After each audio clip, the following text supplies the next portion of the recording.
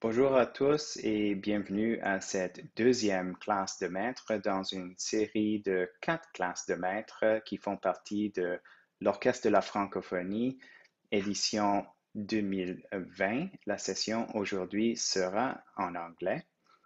Good morning everyone and welcome to Orchestre de la Francophonie 2020 for this second in a series of 4 masterclasses. Today we are very pleased to welcome renowned Canadian violinist Kerson Leong.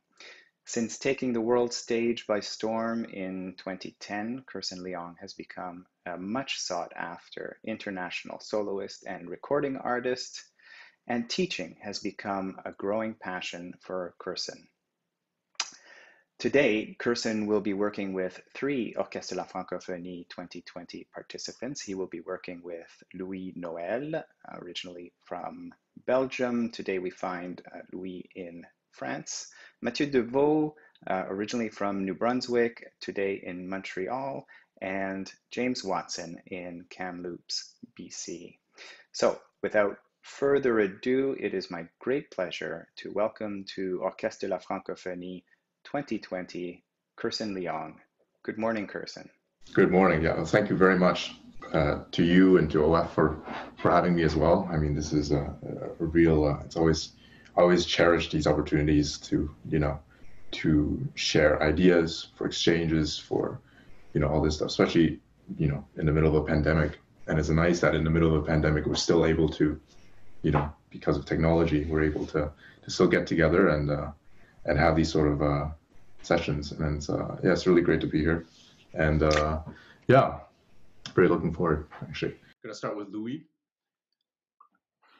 Yes. Yeah. So I'm going to play Sigenerweisen from Sarrazat. Awesome. And where are you from, Louis? So I'm from Belgium, and I study in the Netherlands, but I am currently in the south of France. So. Oh, very nice. It's very warm. Very nice. Yeah, south of France. Oh, that sounds very enticing. Yes. Yeah, great. Awesome. So Sigenerweisen, great. Yeah. Awesome. Yeah, let's just get right into it. Why not? And also, okay. Try to keep I guess we have 40 minutes for 3 of it down. So yeah, we can get right into it. I also can play Tchaikovsky if we have. That's fine, absolutely. If you would like to actually cover, to have time for both, then just let me know. No, it's fine for Sigenerweisen. Okay, let's just start off with that then. Okay, perfect. Yeah.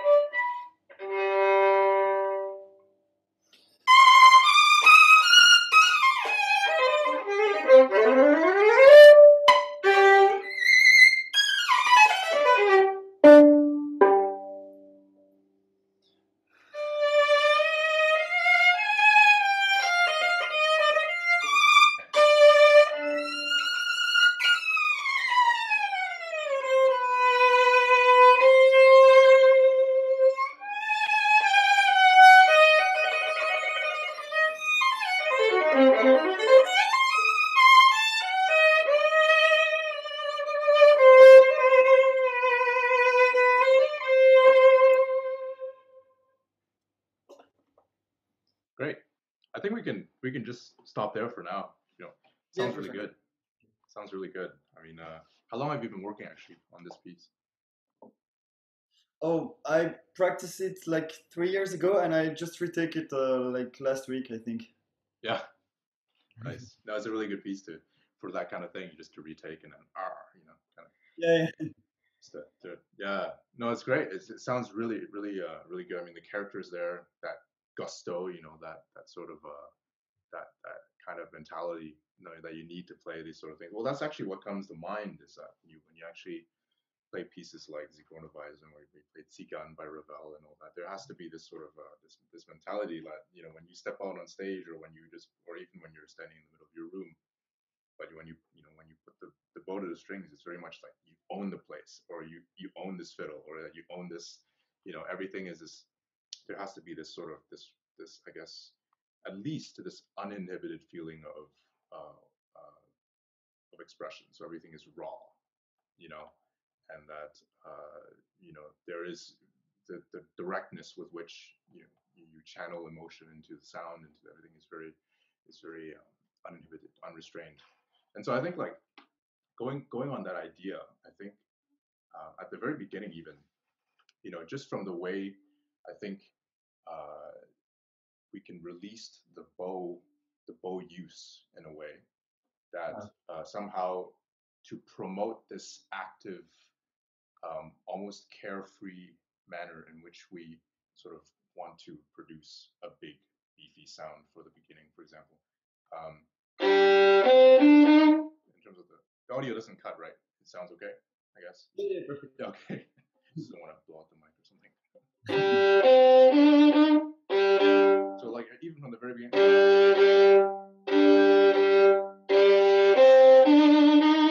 You know, like there's immediately the sense of okay, yeah, I'm just gonna do what I'm gonna do. No, nothing's gonna stop me. Nothing's gonna, you know. And I think that's very much I think a feeling we can emphasize even more. You know, Yeah, okay. it's as if, you know, once the orchestra comes in, you know, and then you're just like, you know, you're just interrupting. Of course, I'm exaggerating, but it's this sort of mentality. I think within the bow use itself, one thing we can try is this is basically breaking down the components to what, you know, we can probably expect physically when we're trying to, you know, but when we try something like, for example, at the very beginning, of course, we start with good contact, but then we have, you know, just at the very beginning, you know,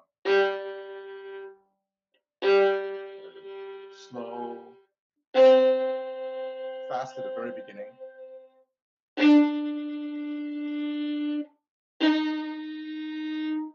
Why don't we try that once? Yeah. Yeah.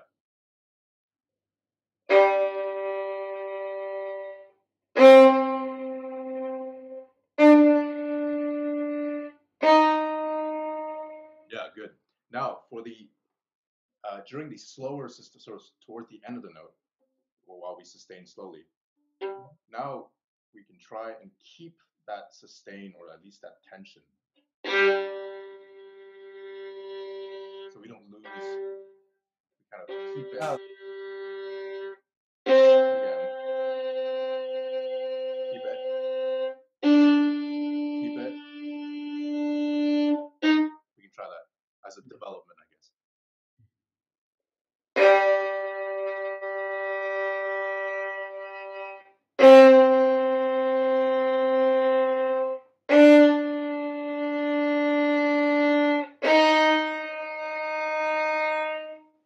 Yeah, good. So it's basically like we develop the awareness. Of course, now we're focusing on there's always this fast, because that's the initial energy in the note that, you know, of course, we're exaggerating right now, and we're basically working components, and we're aware of that. But then, of course, we also develop the awareness that, oh, we sustain, you know, so at least in the mind, we think, and then we basically, you know, we keep that feeling of sustain, or that feeling of, you know, suspense, so that every note has this almost a pull, you know, towards the next. So for example,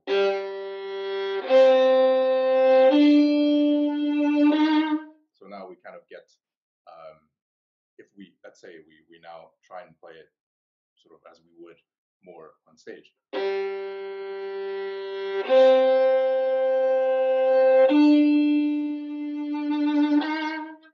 It's sort of like this, it's the contrast between that quick release, that quick burst of energy at the beginning, and also afterwards, the resistance that we feel when we want to keep that sustained.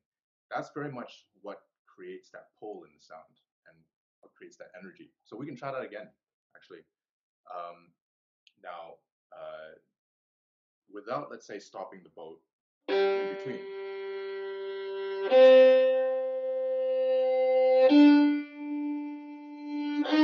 Yeah, but with the same idea. So it's quick, and then, yeah. Slow. Okay.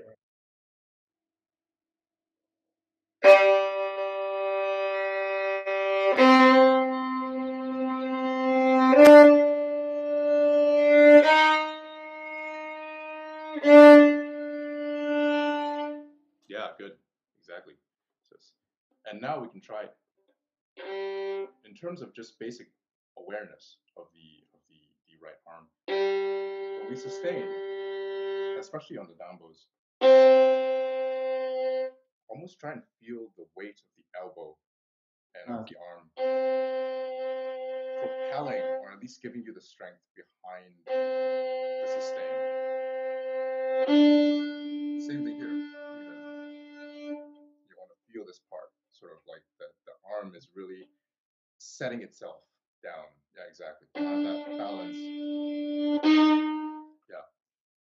And then basically now we can add, we can try that again, and you can add sort of the left hand as well.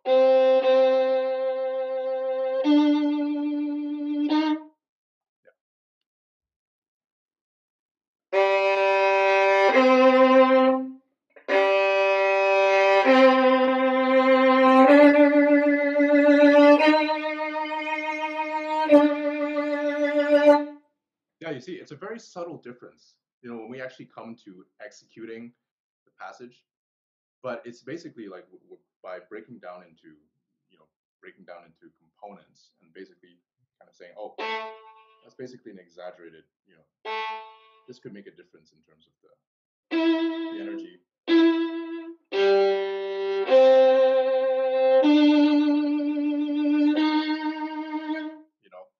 This sense of this I guess macho feeling that we're going for really does it does come out. It's a very subtle thing, but it does make a difference in the end. Just that awareness of the awareness of contrast between the burst of energy and the sustain, that we really want to, let's say, work the contrast between those two in the practice room. And when it comes to, why don't we start from the beginning again, and then Okay, all right. Yeah.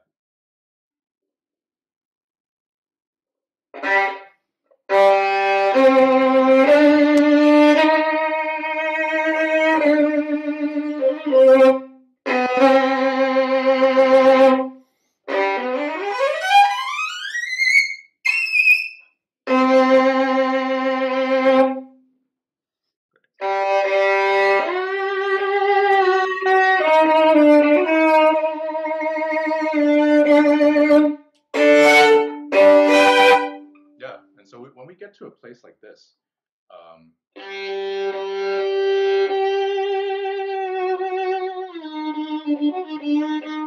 my mind, it's like here it's a little bit sort of more, I guess, plaintive and more sorrowful than at the beginning. At the beginning, it's very, it's like you're announcing yourself. It's very statement-like. But then when we get somewhere here,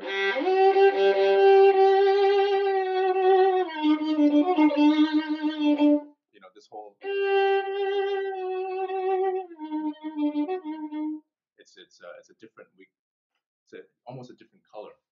Yeah. It's a different facet of the gypsy voice. So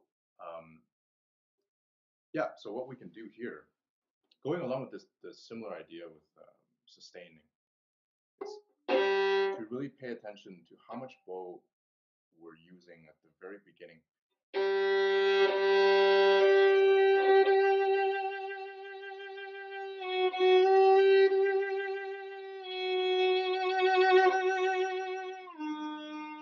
we're basically saving, trying to just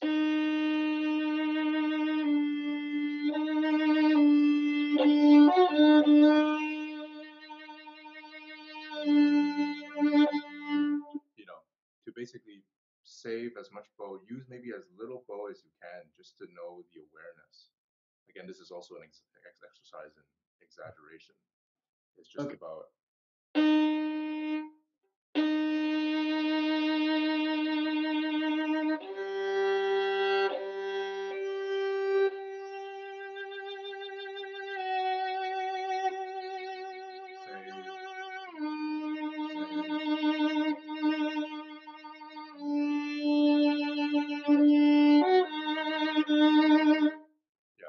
try that once.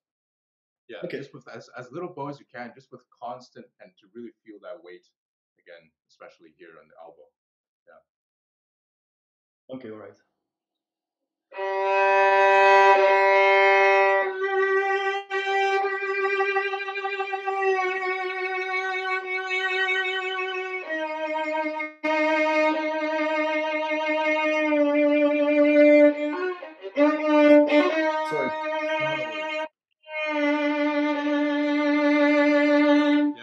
It's basically this, it's almost, it's just again to develop that awareness of resistance. We want to sing it out. And yet in the practice room we're trying to do it, seeing to do it without with the least amount of bow as we can. Just to develop that awareness of resistance and of efficiency. So then we can move on to something. For example, we can vary up the exercises in a way.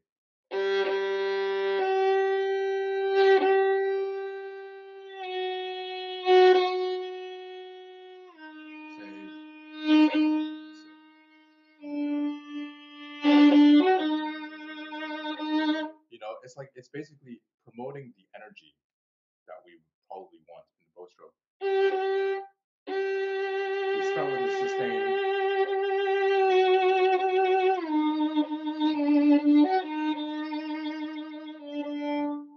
And then as we can allow ourselves to use a little bit more bow each time, but at least to have that same idea of resistance. Yeah. So we can try one more time. Just very slow bow.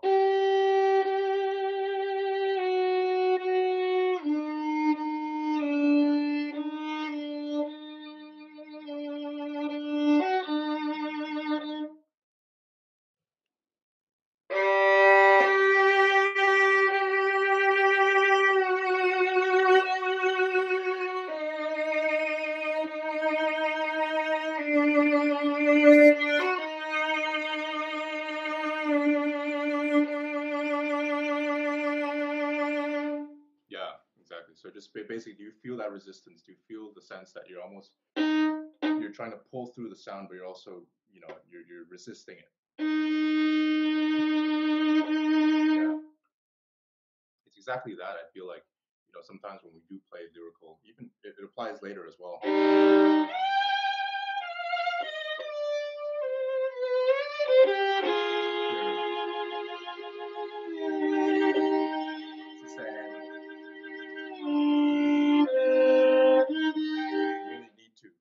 Basically sit ourselves as much as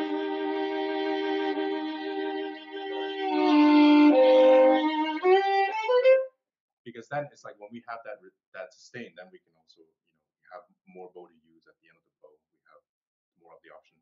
So with the same idea in mind, the same feeling of resistance, now you can play this passage again as if you would play it normally, but with that awareness. Yeah.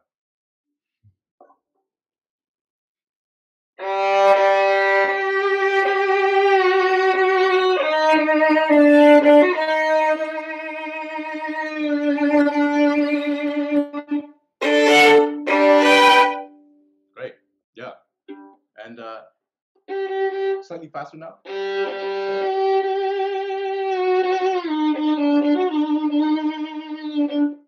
Just like basically now, just play as if you were gonna play it normally, but with that same idea. Yeah. So a fast sample.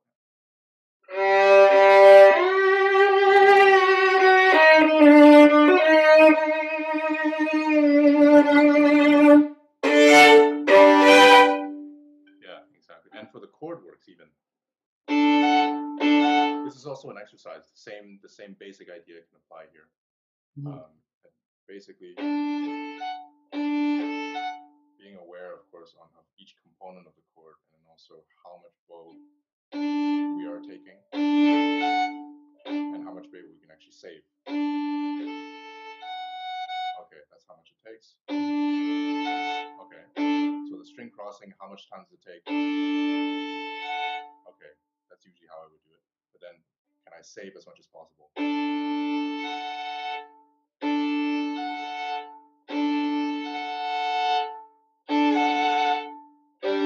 Especially here as well. Again, it's just seeing like how little bow you need to accomplish that. And then, of course, once you do it, then you have this, it almost feels like you have that freedom now.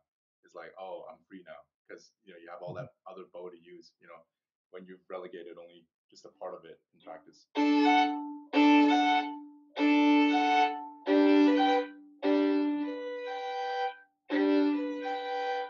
Instead of, let's say,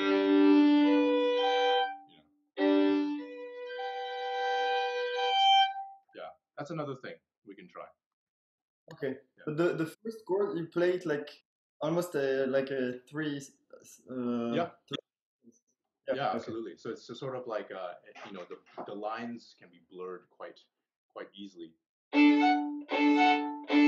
It's like the same energy that goes into performing, let's say, if you want to do a separate chord even, where you would want, let's say, the arm, very much the arm weight to lead the way. It's also very much the same source of energy that will provide the impetus for.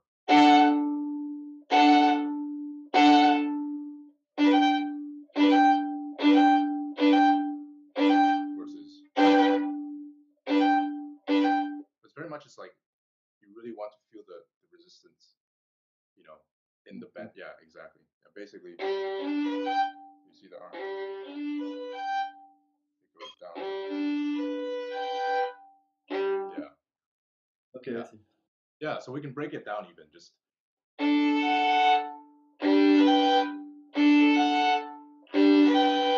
Like that, yeah. Okay.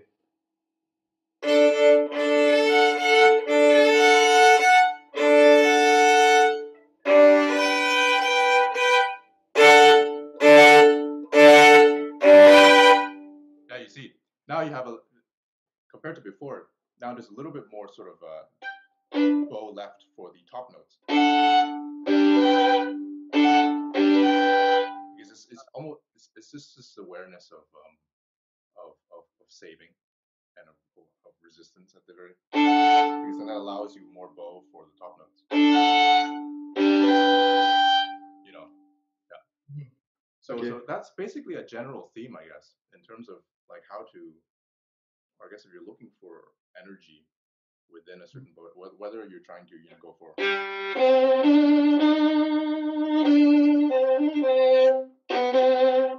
if you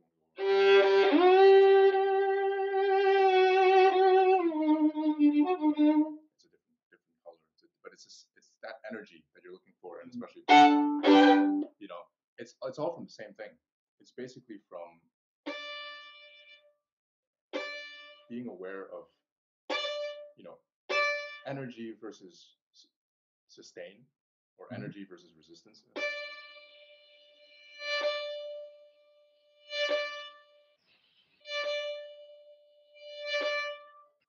Yeah, it's basically like, and then of course, when you want to, let's say, speed it up a bit, and the differences between the aspects of energy, that fast energy versus resistance becomes less and less noticeable.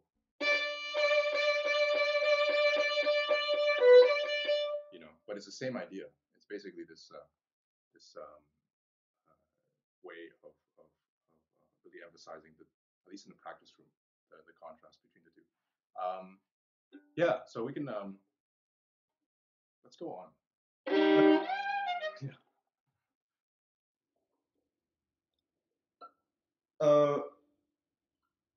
I start. Yeah, we can go there.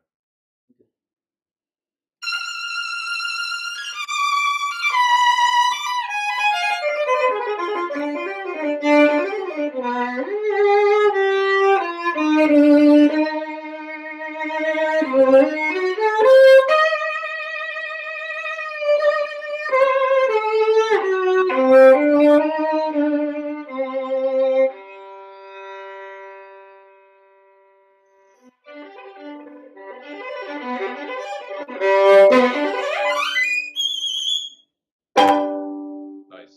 Yeah. Here is here we can give a little bit more emphasis on the little notes. Yeah, okay. And that also means saving a slightly more bow for them as well. And then,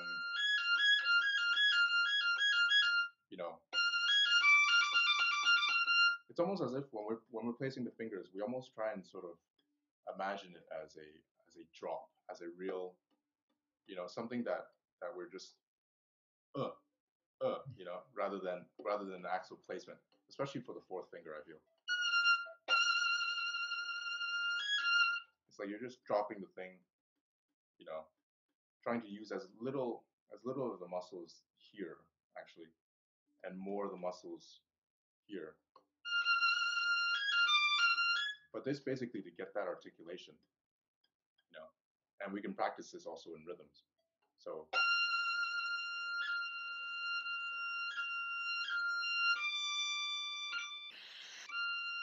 or the other way around.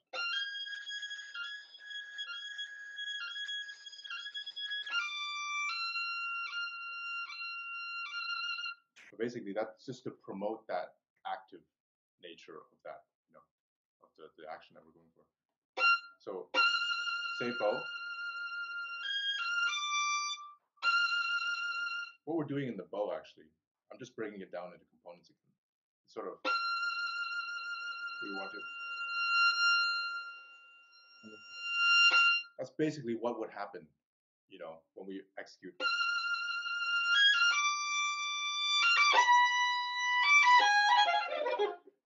To basically give the priority to those little notes. So we can try that once, just slowly.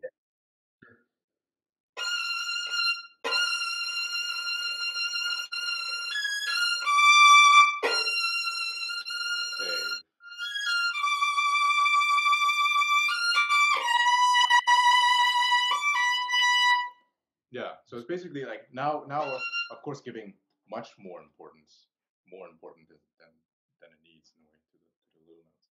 But then once we're comfortable with that, to have that I guess in the mind. Now we can try the opposite. As we can try to do it as fast as possible.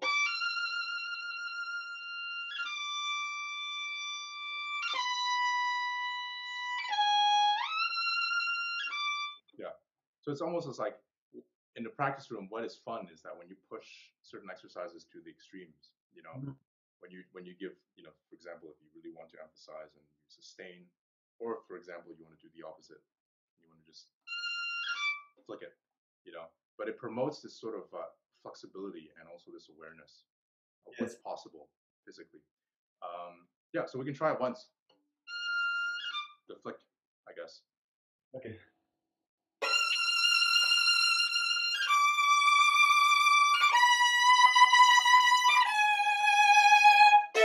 Exactly. Yeah. So now we can sort of between the two.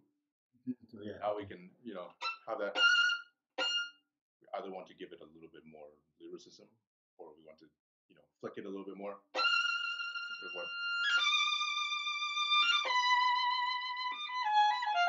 So we have that choice, in a sense, that we now physically aware, making ourselves aware with these exercises. And the same idea here.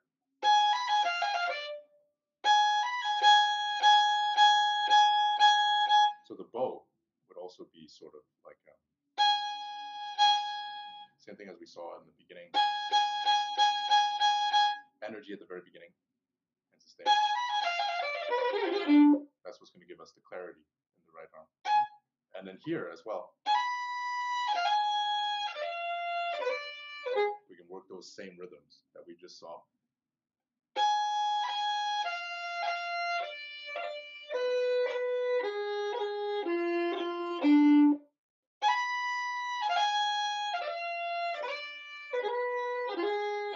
You know, it's like, but basically it's the same idea. We can try that once even. Just first even rhythm, like we can just do it.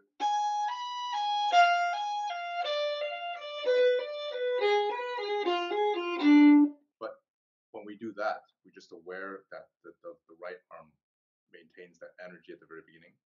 You know. Yeah. So we try that one.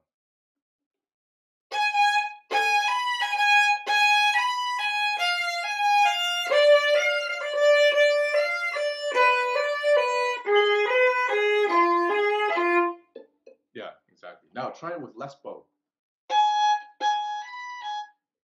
Try to almost make it a challenge for yourself. Like, how little bow can I use? So that it almost feels uncomfortable. It's like, you know, feels a bit claustrophobic, you know? Yeah.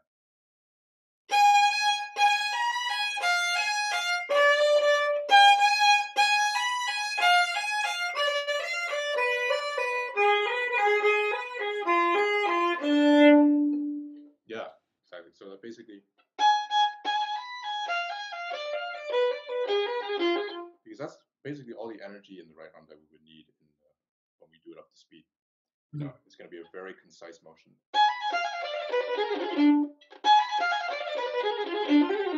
You know, so it basically, that's basically all we need. You know, and then while in the left hand, one thing I feel like it's useful in fast passages in general, where fingers are moving, and you know, is when we practice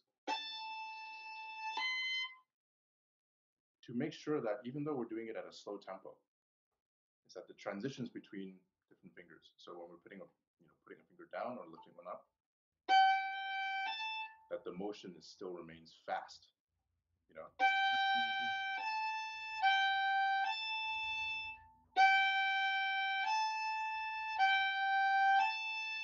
So we're not sort of,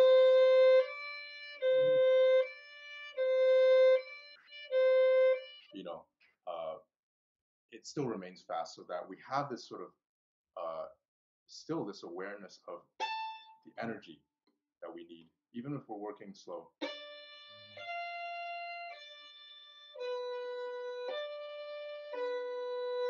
And it's even better, perhaps, when you can stay very still. You know, let's say if you're working with vibrato, stay still, move, stay still, move, stay still, move, stay still, move, stay still, move. You know, so that there's no sort of movement that otherwise, because in the fast speed, we're not afforded that. Yeah. You know, this basically, this whole, that's all it is. It's this sort of rigidity. Stay, move, fast, stay.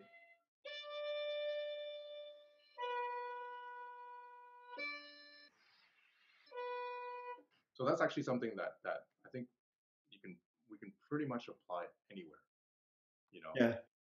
And it's a very, I find it's been a very effective way to work any sort of fast passages, in a way, for it to be better internalized or to be faster internalized in your fingers. It's a good way of working. Let's see. So just to see that, yeah. Okay, we're just watching time here. Why don't we try that? Why don't we try that once? Just slow, stay still, fast. Same thing.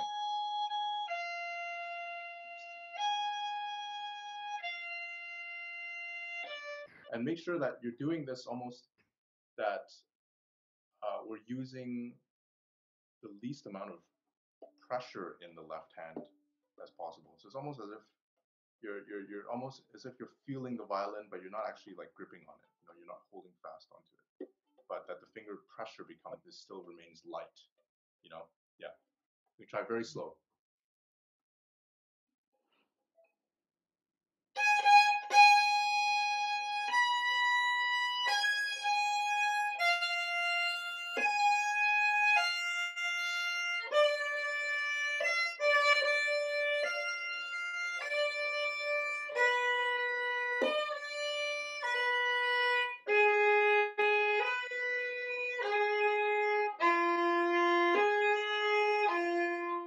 Yeah. So basically, it's like, how does it feel actually when you do that? It feels good. At the beginning, there was tension in my hand, but Yeah. I about it, and then it was more free, I think. Yeah, exactly. It's sort of like it's at the very beginning. In fact, the slow tempo here is really to the middle of, because obviously any of these fast motions will encourage tension. Will sort of like, oh, it will tense up. But then actually the slow tempo, whereas when you actually when you're not moving while you're doing that note, then it's like, oh, okay, am I aware that is the hand loose? Can it be even looser? Okay, I see, it's loose. Or it can be, that's how loose it can be. And then you continue to the next one. And then same thing. Oh, okay, now it's tight. Release. Okay, relax. Okay, now it's pretty relaxed. You can continue. Fast. Okay, tension. Okay, relaxed. Okay, fast. So it's basically, when we do it at a slow tempo, it's basically to allow our muscles to relax in between, you know. Yeah. And the thing to release the tensions. Yeah, to release the tension in between the fast motions. And in a sense, if we work that way, this applies for any passage. We work sort of slowly increasing the tempo. That then it's sort of, you're still aware of that feeling of relaxation.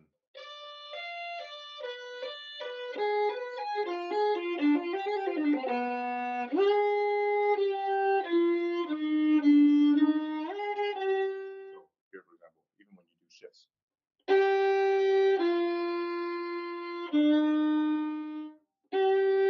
Of course, shifts we do just to feel it out, but then later to do it, the same thing is that we do it quick. And then while we wait there, okay, release tension. And then again, you know. So this is a way, I guess, for any, even for any, I could probably even see this applying for not only for violinists and violists, but also for cellists as well. Even though, of course, cellists, you know, they need sort of stronger hands because they have more tension. Obviously, the string tension is higher and everything. But it's a way of just developing awareness of how necessarily tense we have to be, but also to release the as much unnecessary tension as we can, you know, when we're doing fast passages. And that awareness of fast, relax, really, I think, makes the difference in any fast passage work, I think. Yeah. Let me just check the time. Cool. Yeah, we can do, I guess we have 2 minutes on the clock. So try that again, actually. Just as slow as you want. Yeah. And just in between, when you feel tension, just take the time and just, okay, relax. Okay. Yeah, try that.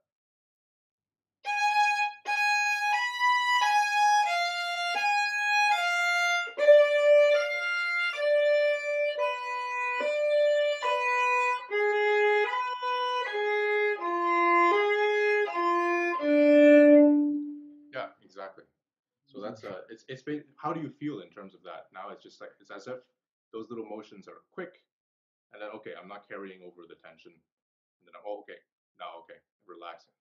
You know, how does it feel in a sense? I'm quite looking for releasing tensions, and it feels really good to practice like that. Yeah, exactly. Yeah, that's good. That's good.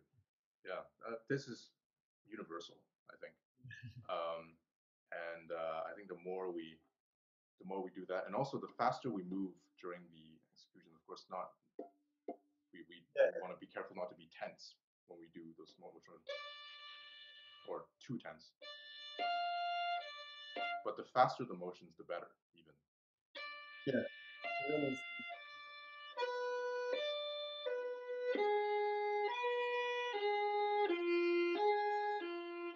Yeah. So that's basically, I guess, what I could give in terms of fast passage practice. Yeah. But yeah, so that's pretty much, I think, like those concepts in terms of, you know, finding the contrast between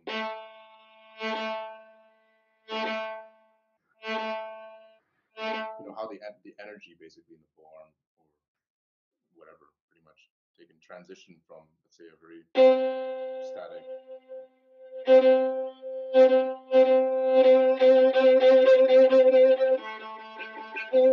or the other way around.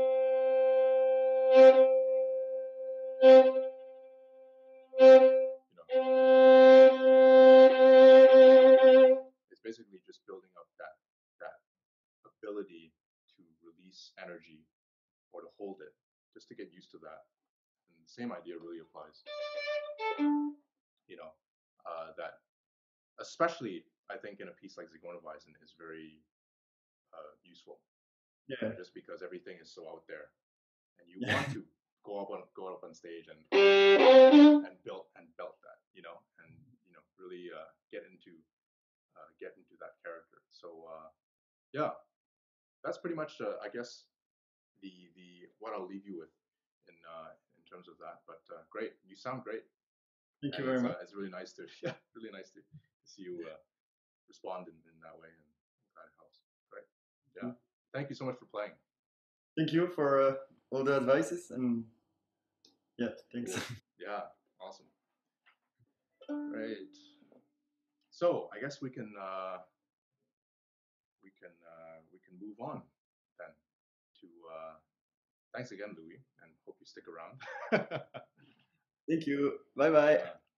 See you. Up is Mathieu. Yes. Hi. Hi, Mathieu. So where are you from? So I'm originally from Fredericton, New Brunswick. Very cool. Nice. Been in Montreal 5 years already. 5 years, yeah, great, awesome, nice. Yeah, and what would you like to play? So I'll be playing a bit of a change in repertoire. So I'll be playing the first movement of the Franck Sonata. Franck Sonata, great. Awesome.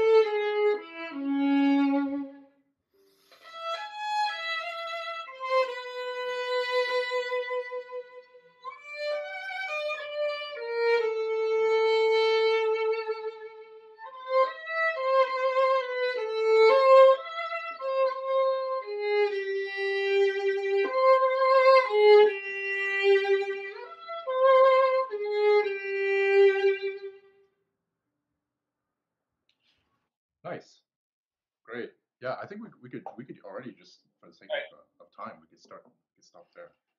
Yeah. No, I think the grasp of the character, I guess, is very much there. That you have this idea in mind. It comes off very nicely. When I think of something like, for example, in this, the notion of 1 2 3 1 2 3 1 2 3 versus 1 2 3 4 1 2 3 4, or 1 2 1 2.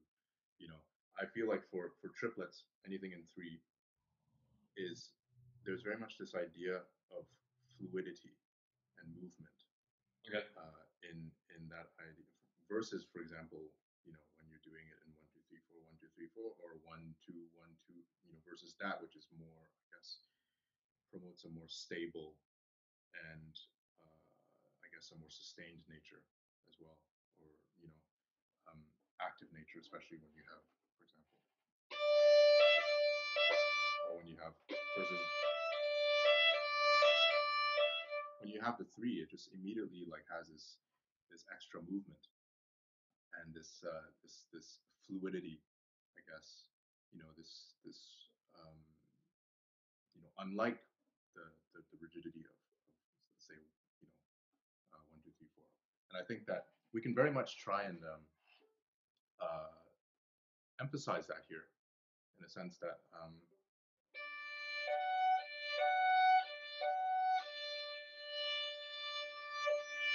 so when we bow, very much that we're aware of, let's say, the fact that the bow, that there's always this lilt, this natural lilt, or this natural lean onto the next, versus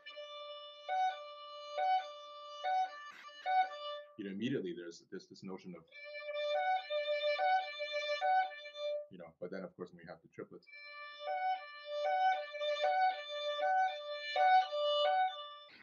there's this extra flexibility there. So I think what we can try is that the very first step is, of course, similar to what was discussed with Louis. I think to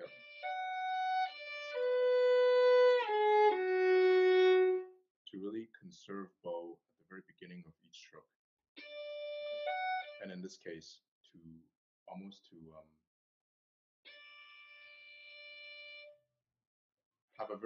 to start off with a very consistent, with as little bumps as you can.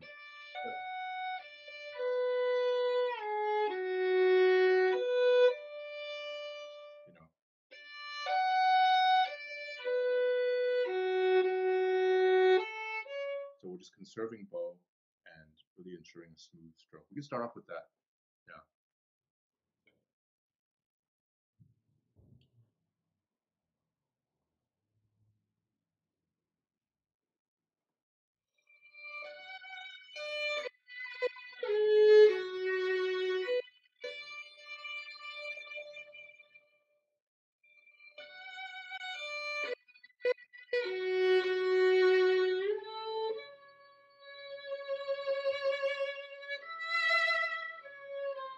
Yeah. So now we can even almost feel also with the elbow, the right elbow, the right, to really feel, it's not just, in the elbow, but to feel the weight, I guess, the arm weight, that's really helping.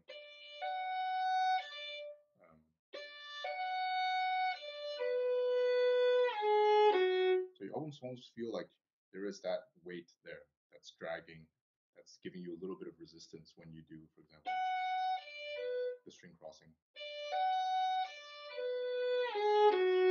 Because that weight becomes sort of the basis on which everything else can fall. So we can try that again, just almost we can exaggerate just by really letting the arms sit, Yeah. And at that tempo? Yeah, at that tempo. Try even slightly slower if you want. The slower it is, the more challenging it is in a way. Yeah, feel the arm.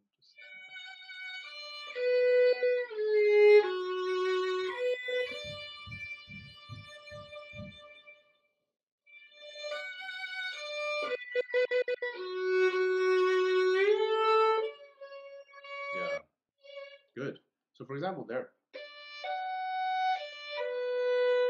just for the sake of exaggeration, what we can do is, before the string crossing, we try and do, by the time we reach a string crossing, we haven't sort of gone past half the bow, you know,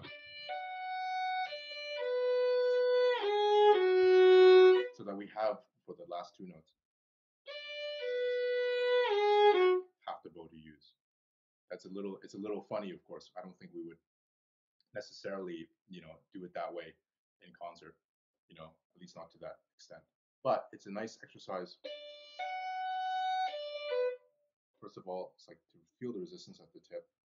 Again, arm weight has something to do with it. Save. Okay, now we try it. Same thing here. You can try it once, just basically for until just until the string crossing. Just use half the bow.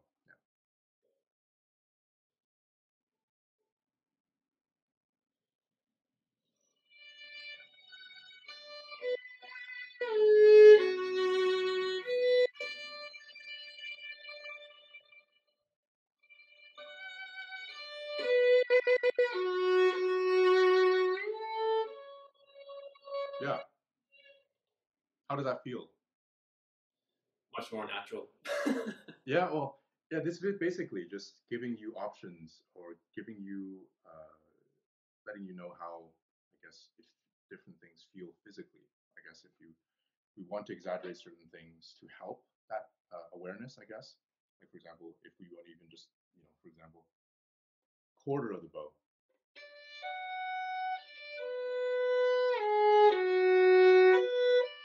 We even do that if we're very extreme, you know, or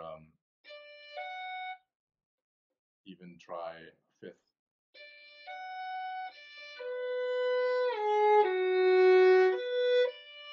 You know, so that at least we have this awareness, you know, so that when we actually do it,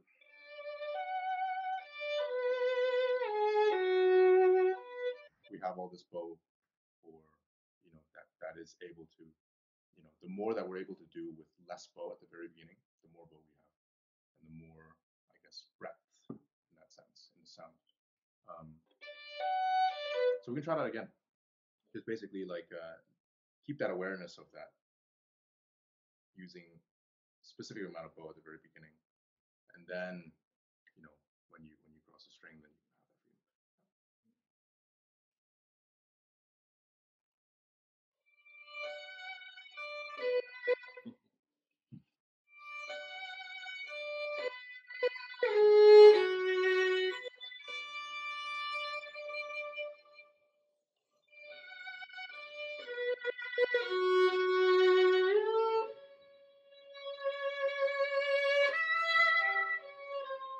Yeah.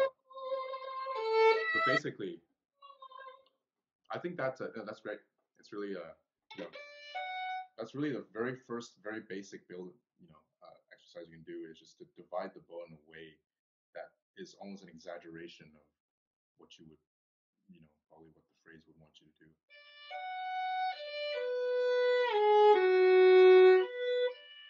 You always need more bow when you cross the string, right? Yes, exactly. And so for string crossings, that's especially even for this example, you know, so even if you want to, if it's your intention to sit on that note, but also it's basically a general rule to give a little bit more, or to save a little bit more bow at the very beginning, even if you're at the frog.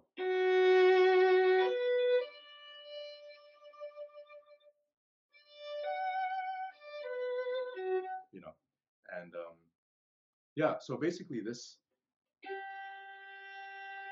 once we have that awareness of slow bow and saving at the very beginning, now we can try and play a little bit with the, for example, the lilt. You know, obviously, again, an exaggeration. This is something that you would probably not, you know, you wouldn't really notice when you're actually playing the piece. But then there's always this, what we can do is, again, break this down.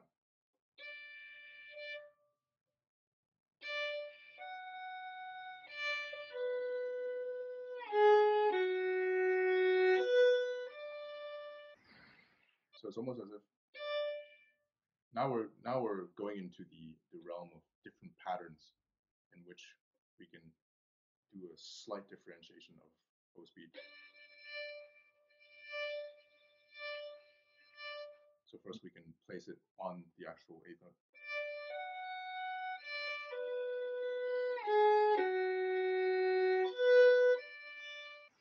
Of course, now this is basic practice work, you know.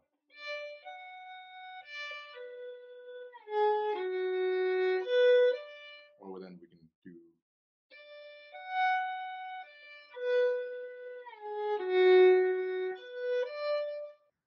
Yeah. So we can try even just the first pattern where we have a little bit of a swell. That means a little difference in bow speed, a slightly faster bow speed on. See that?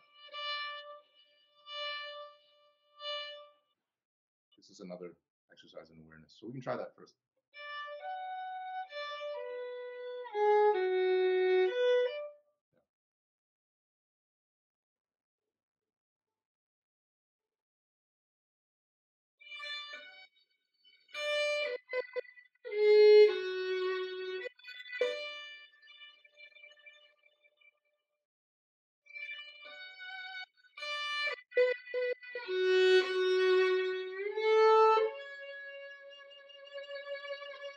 Yeah. So now actually, yeah, that's good. And to break it down even more, we can even for those little swells, can isolate either we only use bow speed or only use bow weight, you know, so that there's a difference. For example, if we do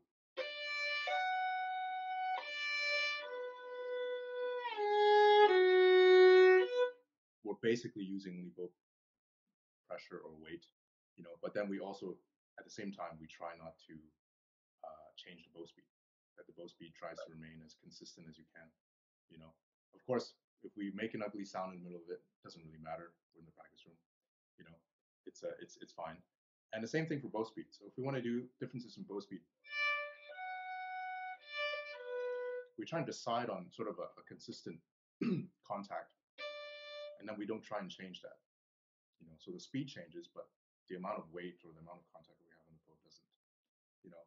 And so this is all about just basically letting letting us feel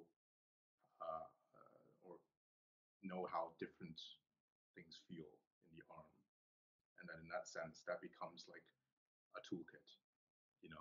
The more that you're accustomed to speed, now pressure,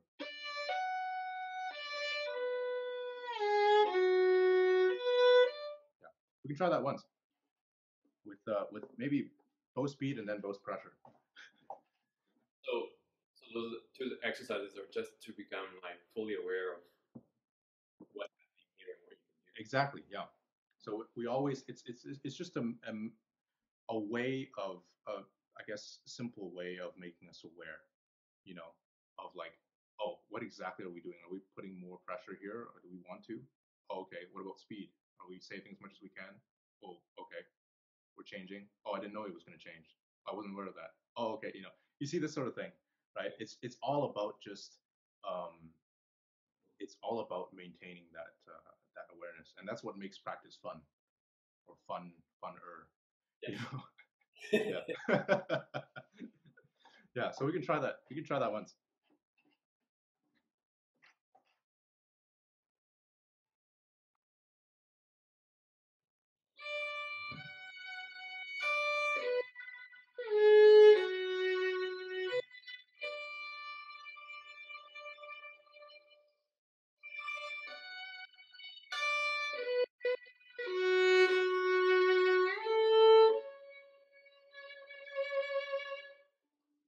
Yeah. So we can also now progress to, let's say, for example, this the so-called emphasizing, I guess, could stretch over. So, for example, instead of now we can try.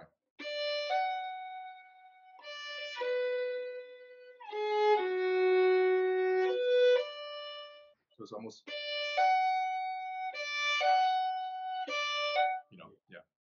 putting a Yeah, exactly. So it's almost as if,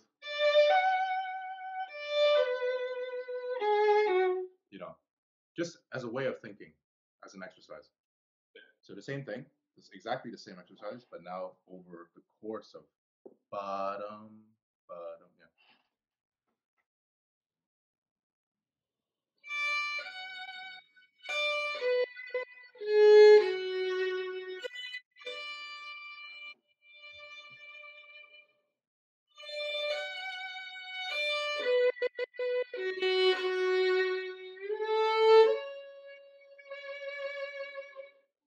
Yeah.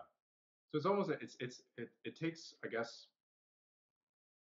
I mean, we do feel a heightened sense of concentration when we do these exercises, just because everything has to, oh, okay, I'm moving the bow. Sometimes when we move the bow, it almost feels like when we're bowing slow, it doesn't necessarily feel like we're moving the bow or that the arm is moving because it's so slow. Yeah.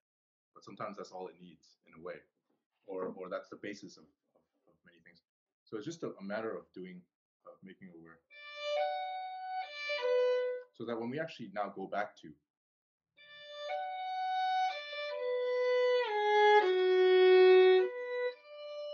you know um,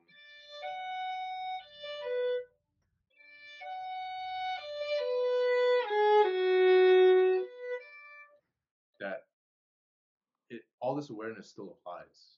It's still like it's still in there somewhere. So we can try actually now, maybe try the previous exercise once, and then like ba da da da da da, and then once smooth, but still with the yeah yeah.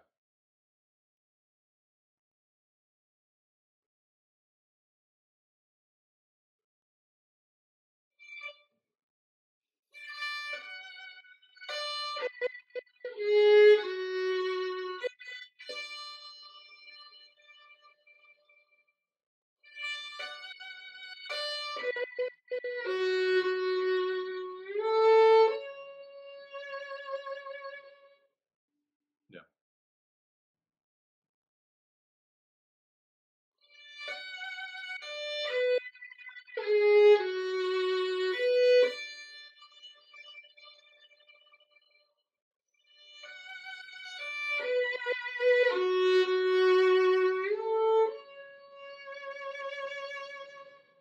Yeah. How does that feel, actually? Yeah, you're completely right. So it's like I have another set of like awareness that I didn't have before. Yeah. So it's basically like, it's going through the extremes, I guess, or when you go through, you break down each component, and then when you go back and do the smooth stroke, then it feels like, oh, okay, yeah, there's less. How would you say this? There's sort of less of a sense of boundary. There's just more awareness, more flexibility. Therefore, yeah. So now we can add in the left hand in terms of.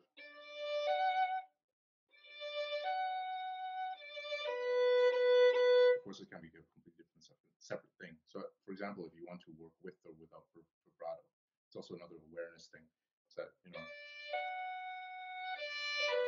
you want to isolate the two hands, so when you work the right arm, you want to work without vibrato, but then to make sure that the vibrato, non-vibrato, stays consistent. Or that if you want to work, for example, with vibrato,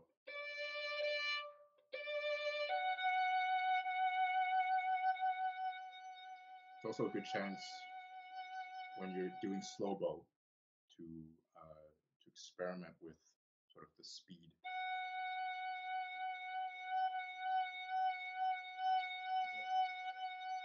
Okay, that sounds okay. Maybe slightly faster. Okay, how does that sound? Okay, maybe slightly narrower. That's quite nice. Maybe slightly faster. Okay. All right. So what happens then when we lighten up the bow pressure a little bit and use slightly faster bow?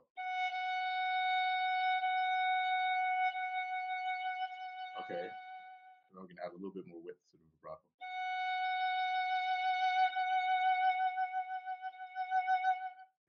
You see, it's like the awareness, again, it's a very analytical way of working, but it's good for the brain. I think it's good for concentration as well.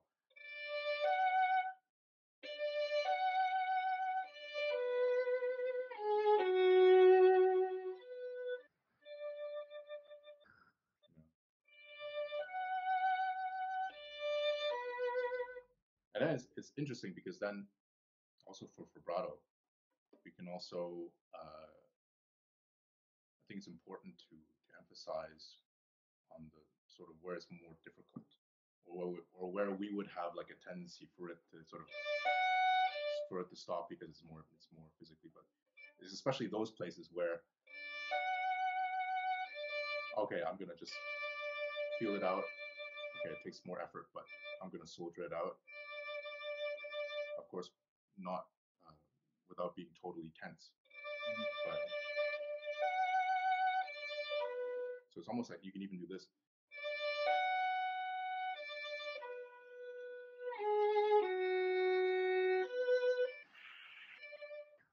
That's a basic way to just, remind yourself that those little notes need love too, you know.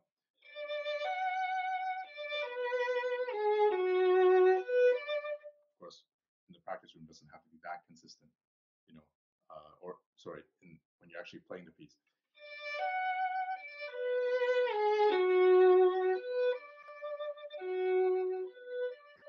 Just a tiny smidgen is enough sometimes, depending on the color that you want to go through.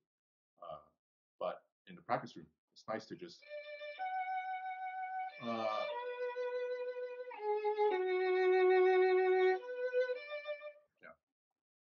we can try that once even.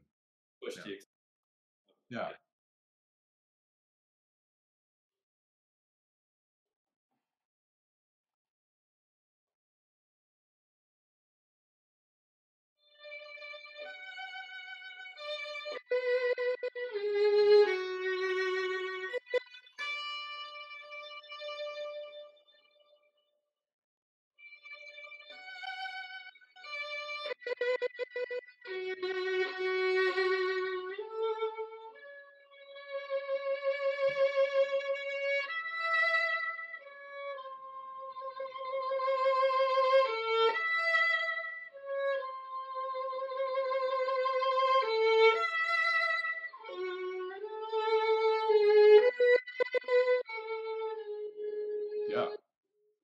Exactly.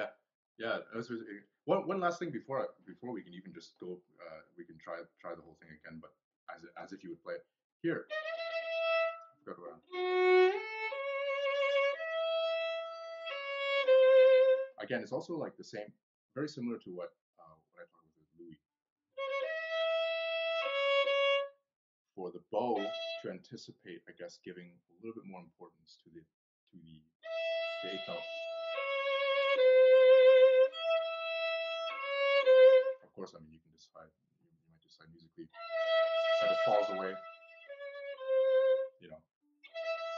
But in essence, it's like the same idea. We want to make sure that we have more than enough bow for the in practice, you know, just so that we're aware.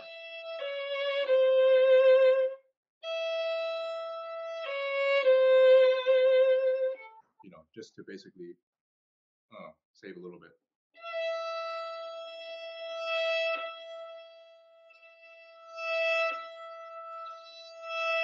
And it's just about awareness of saving bow. So we can try that just once, just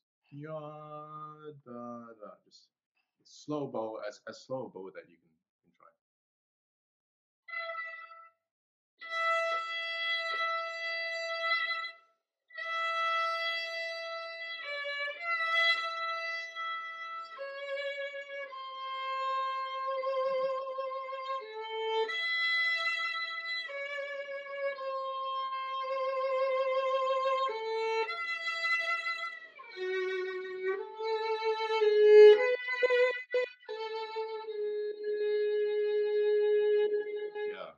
So how does that feel, actually?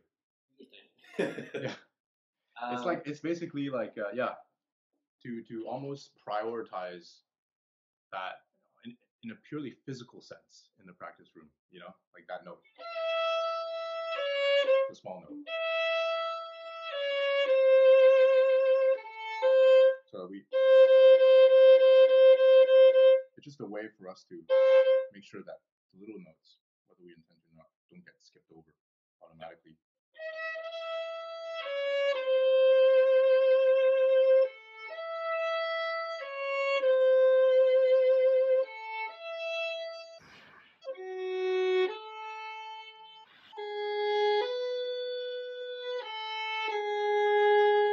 You know, yeah. So it's basically that. Now what we can do is now to go back to the beginning and just to play it with as if you were playing in concert.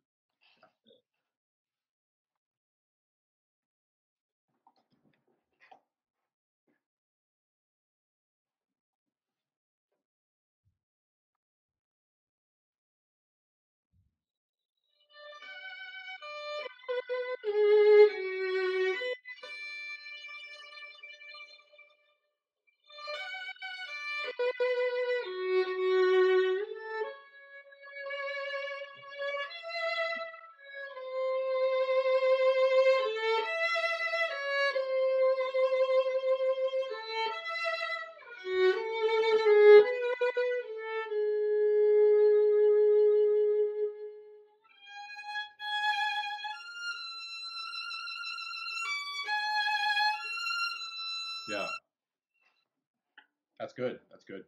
Now, are you basically while you're doing that, are you now aware sort of the sustaining bow part? I guess, you know.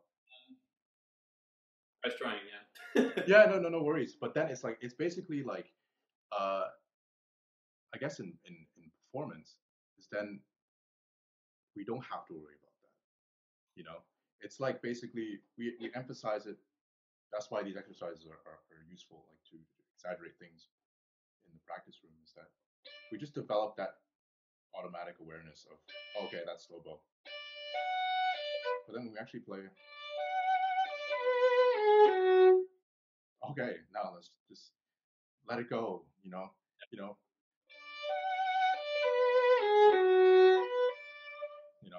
Just everything becomes, now we don't have to think in terms of technique. Now we can think in terms of, okay, where we want to bring the phrase, what color, and all that. And all the different exercises that we work on for the right arm, the sustain, the the difference between, it's just basically to give us the awareness of the little parts or the mechanics of the bow arm, so that in while you're actually playing,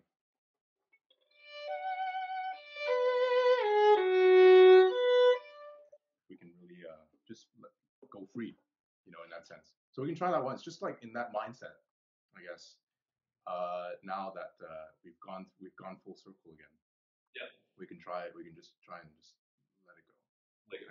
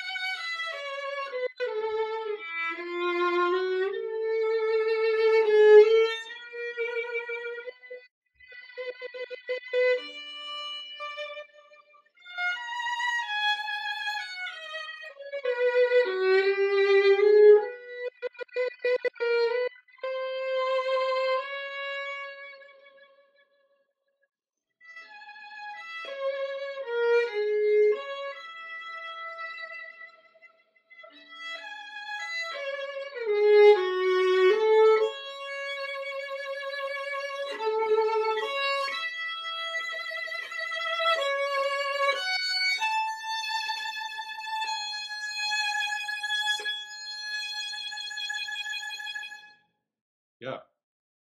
So how does that feel, in a sense? So obviously the parts that we worked most on felt freer. Yeah. So I have a feeling that I would have to do that same kind of work.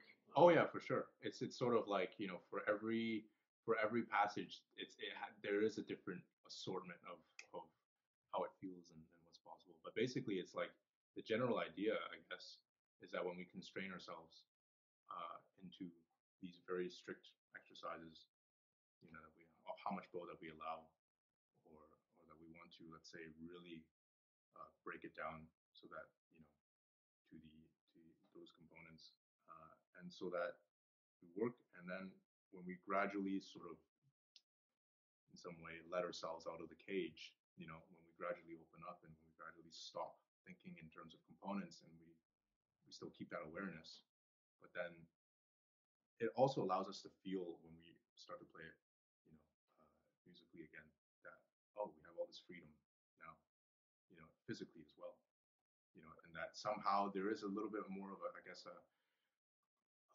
way, a correspondence, I guess, between a physical or a musical urge and the physical means of getting to that urge. You know, I think those are more. It's more. They're more connected in a sense. I feel just because you're more aware. That's basically the idea. And now, I mean, as you just played at the beginning, there is more of that lilt now.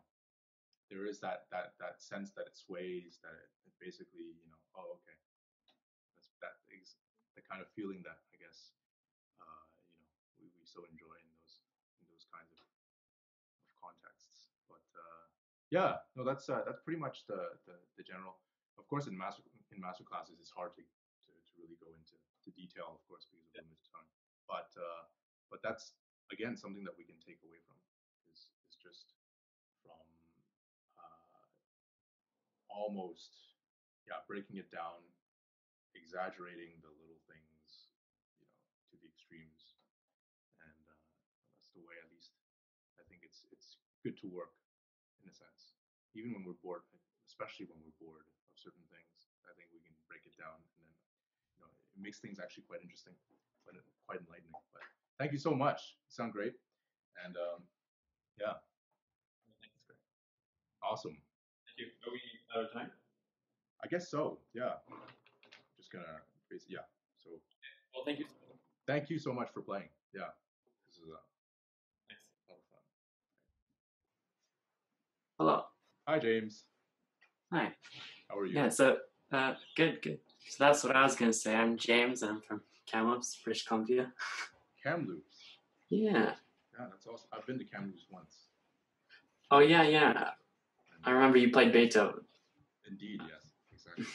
Yeah, it's a beautiful place.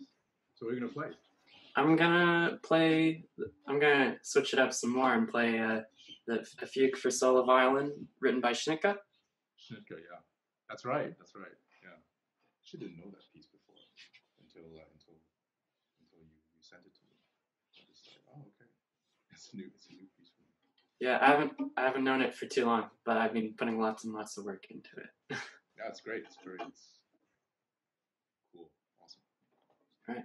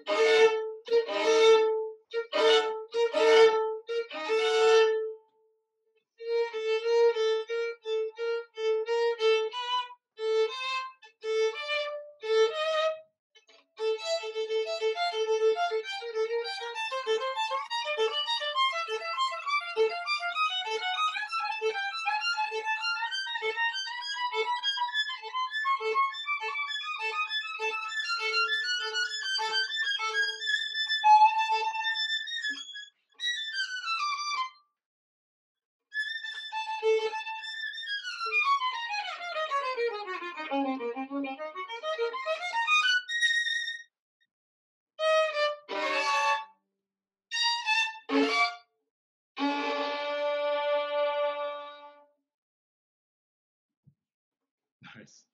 Yeah, that's a really it's a cool piece. It's yeah, that's awesome, and it's cool that you chose to pick up a piece like this, because I think that's that's awesome. It's really sort of out of the beaten path, and that I was trying to choose a challenge piece myself like that. with this. Yeah, no, it's great. It's really It great. is a challenge. Yeah, it's let's see. There's obviously a lot of chordal action here, and I think especially here, even what was the notes? I forgot. Where you have those little string crossings here and there. It's all great actually for very much, I think, similar to some of the topics that we've already talked about in this masterclass. But I think in terms of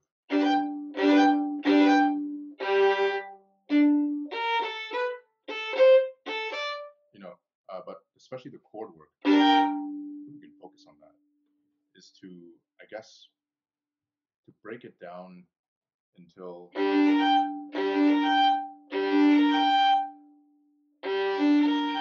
that we see a little bit more of this this motion of, okay, the whole arm is leading, but then the wrist, everything follows along. It really does sort of. I think we can go right to I think where the first chords start, in a sense. Yeah, no worries.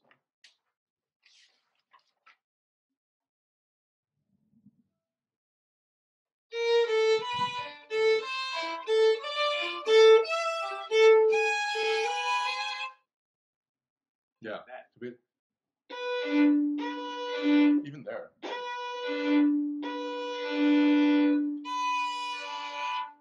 Yeah. So what we can do is exaggerate again, to really let the arm sort of fall, and yet when we let it fall, we still use slightly slower bow, in a sense.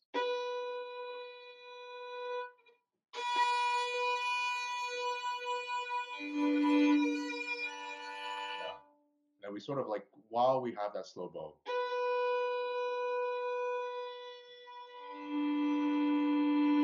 we're trying to gradually go into the D string as gradually as possible.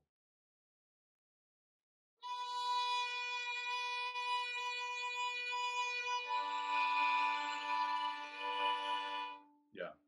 And so now, once we do that, we get comfortable with the gradual string crossing, sort of the execute it gradually. Then we can now try and do it sooner in the bow. So slow bow, but then also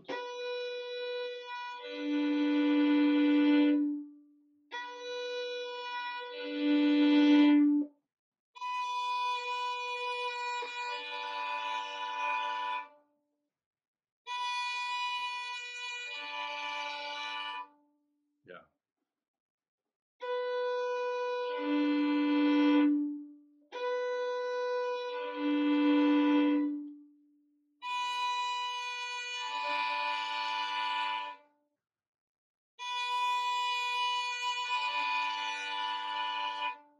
Yeah.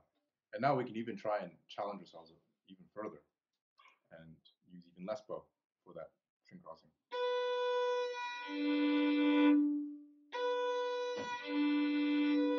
And we can even try back and forth. Yeah. But to use very little bow now, as little as you can.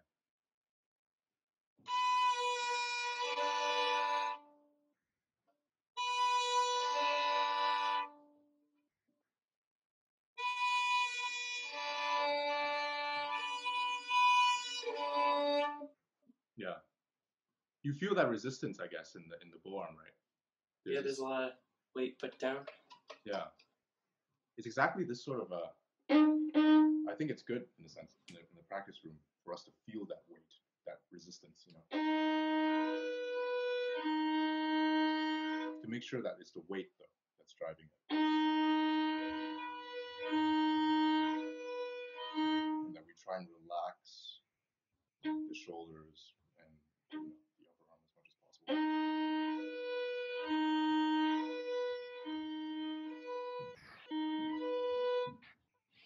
We'll try that once.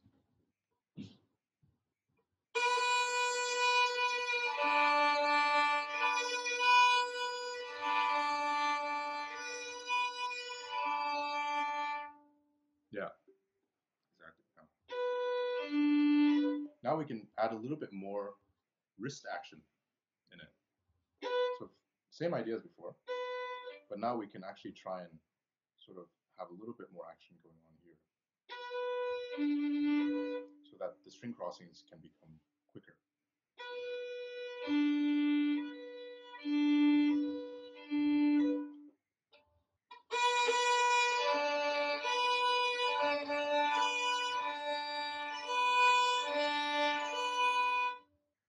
Yeah, and at the frog, here's an experiment.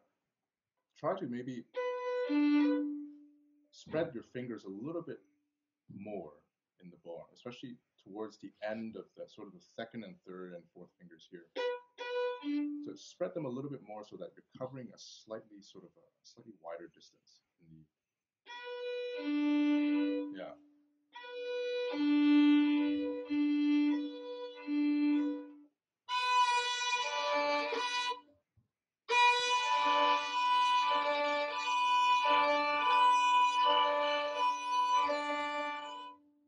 Yeah, exactly. And so there's a little bit more stability, I feel, when we sort of, especially at the frog, we want to that we have a little bit more of these two middle fingers involved when it comes to, of course, the pinky is very important as always. It is the kind of the seesaw between these, but then these two fingers are equally.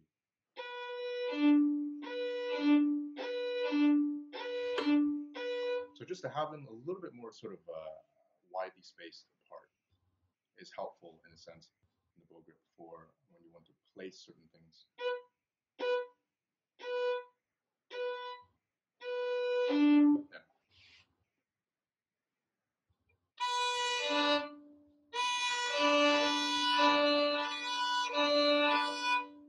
Yeah. And we can try it now when we move the wrist a little bit. Of course, now the fingers can sort of try this along with it, you know. Yeah.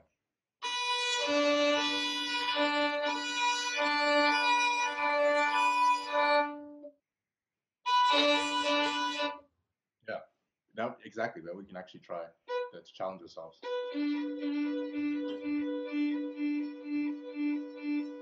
Yeah, so that we have this awareness.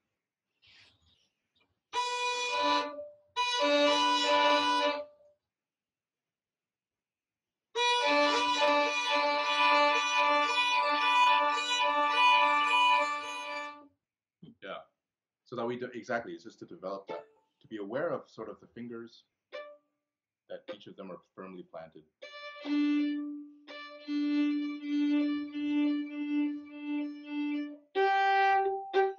What actually helps here is something that we can actually do collé, for example.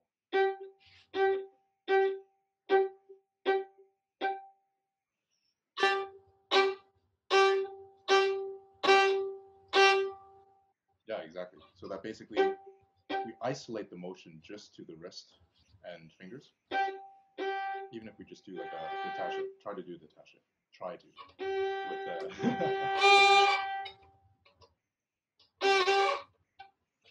yeah, it's a strange feeling. Yeah, exactly right. It's just it feels weird because it's something that we wouldn't actively use, you know. But that's also another thing for awareness.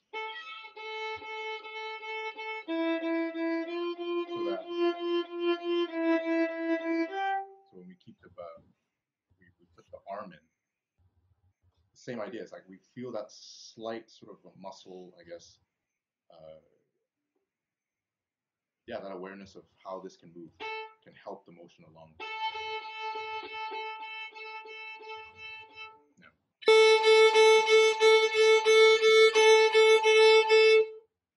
Yeah. Exactly. So it's like it's a weird thing. Then we can even try it even slower. That's a little more difficult. If it sounds a little scratchy, that's totally fine. In the practice room, that's no problem.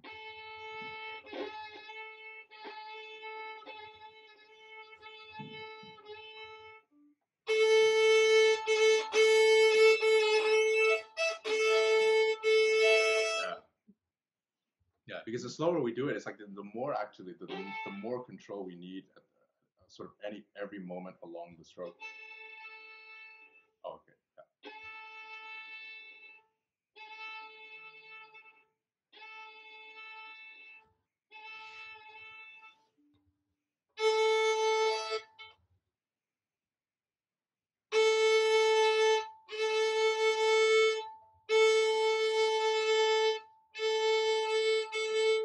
Yeah, that's really good.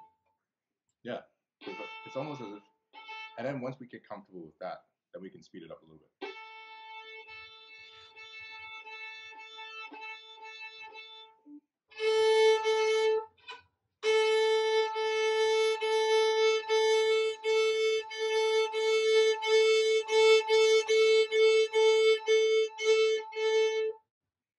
Yeah, and now, of course, we want to be careful not to sort of overwork it, but it's a nice thing to be aware. And then once we add the forearm in.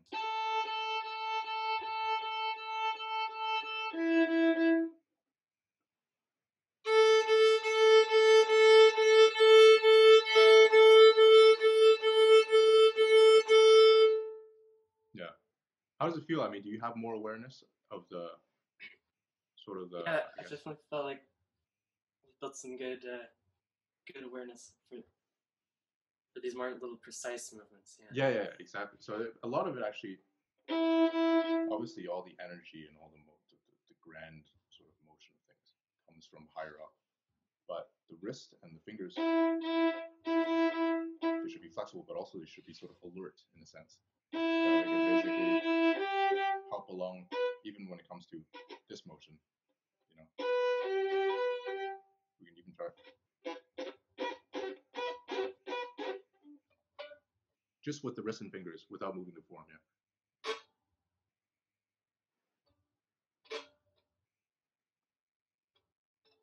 Yeah.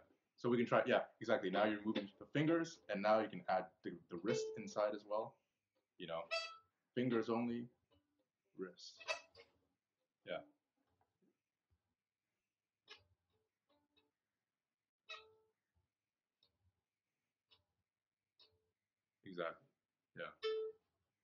And so those finer chords, especially here for, sorry,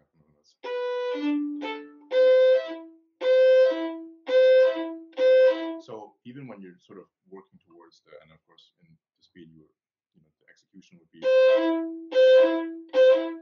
freer, of course, would have involved the whole arm, but the same awareness applies, and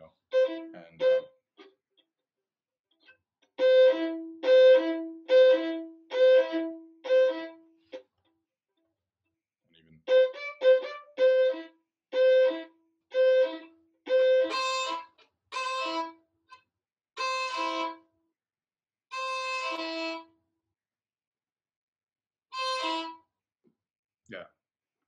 yeah, it's exactly. Just basically like just before you start, just feel that sort of the grip, and then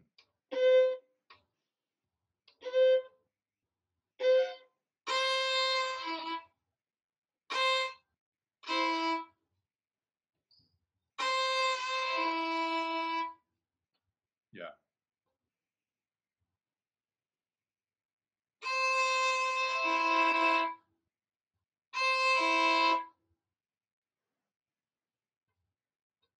Is that how I should be feeling it more in the bow hand here? No, it's just basically feel it as much as let's say the hand is sitting on the bow, just as much as that.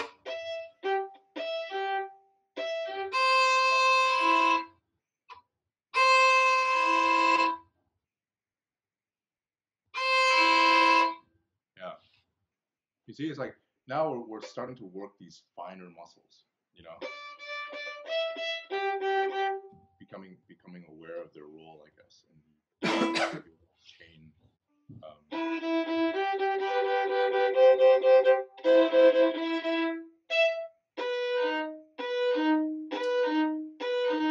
Because basically, when you go up to speed, a lot of these same things, the fine control you have here, the stability, still applies. And when you actually work, it's totally okay to put the bow on the string, just to feel it out, and then.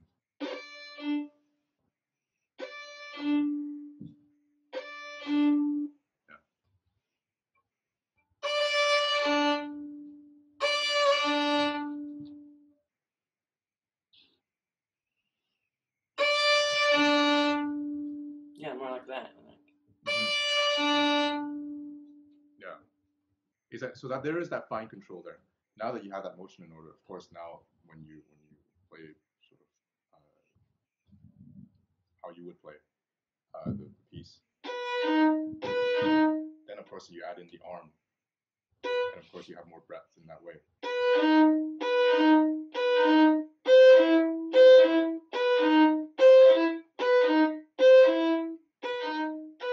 It's basically the same.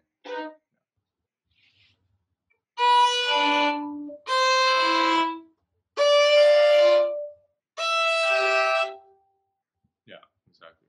Yeah. So it's basically now we can take it to the next step here. A slight sort of burst at the very beginning of the stroke, but then just like in past, just like what we saw in the Synchronizing, immediately or as immediately as we can, so slow down the bow and sustain. So. Even more so. Yeah. Just to feel that,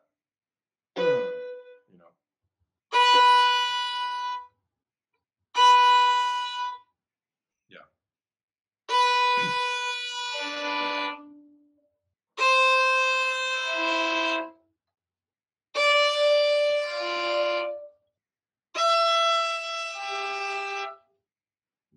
Yeah. Now we can try it. That accent is good now. Now to use slightly less bow for everything. So we still keep that accent, we still keep the intensity of that accent, but then slightly less bow.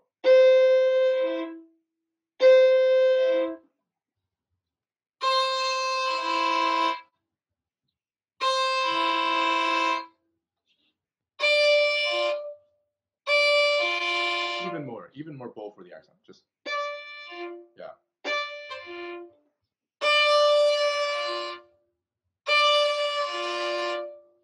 Yeah, feel like you're putting all of your sort of the anticipation. You're sort of punching it.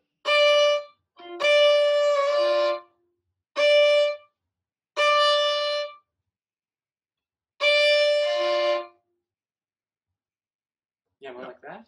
Yeah, absolutely. And it's good. It's like you're being aware of different components and taking your time.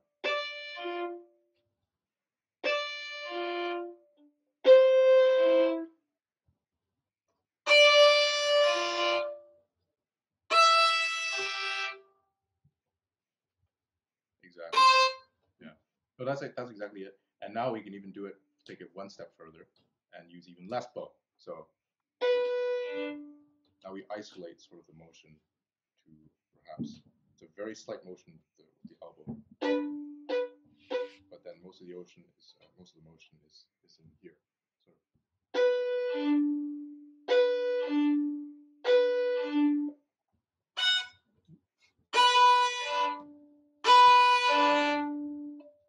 Would you say that motion's kind of led by the elbow, or? Yeah, in a sense, it could be.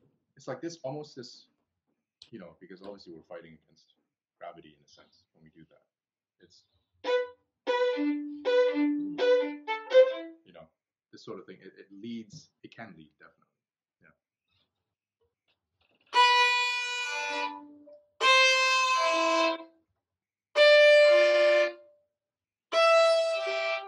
Yeah. The only thing I would say is to still keep the elbow relatively low, not too high. In a sense, it's only as much in proportion with the.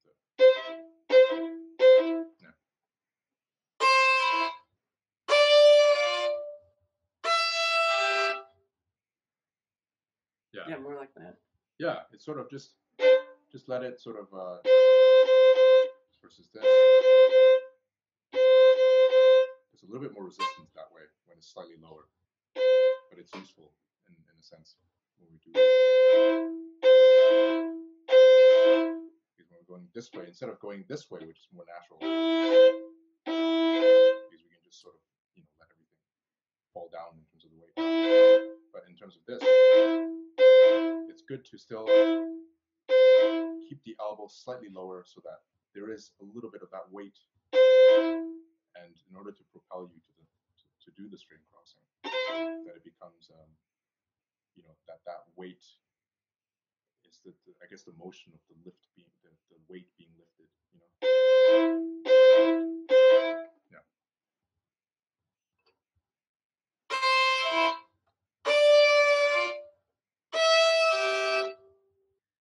Yeah, exactly. So now we can try it. Now that we've worked a little bit of these sort of the smaller muscles, and that we get. Now we can try from just from that section where you start that and play it maybe slightly slower than normally, but with that, as if you would play with the musical intention and all that.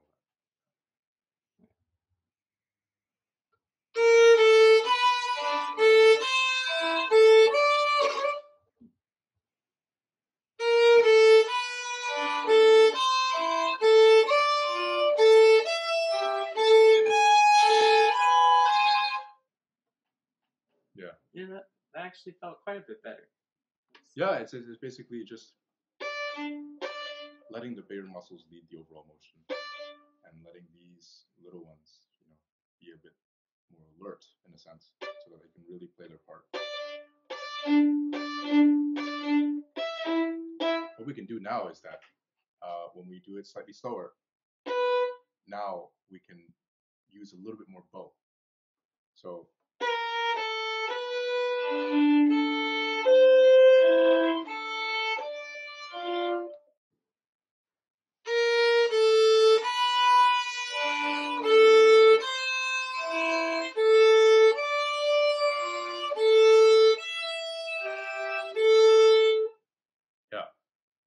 So it's just again, like after doing those exercises, now we can start to almost forget about it a little bit and sort of feel the freedom that we suddenly have. We're giving ourselves more bow.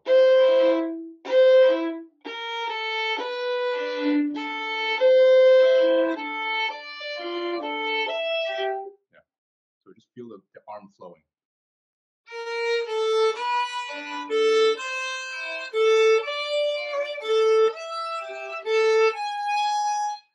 Yeah. How does that feel actually now? That's feeling more and more natural. Like to use that same word. Because that resistance means I don't have to push so much as just rest on. Exactly. Yeah. It's just the manner of weight, how we can use that. What we can try now is to go with, I guess, the more proclamatory nature of the fugue. That accent that we did, we can try and keep that a little bit.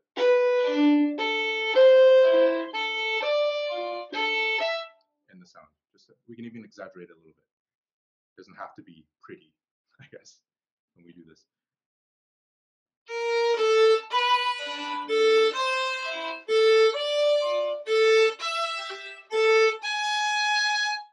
Yeah. Even more, like almost like we punch.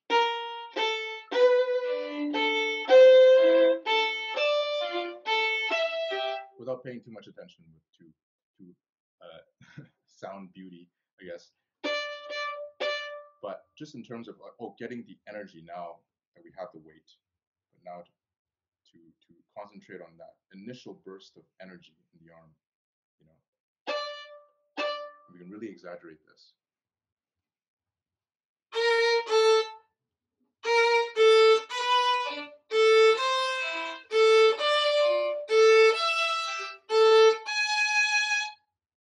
Yeah.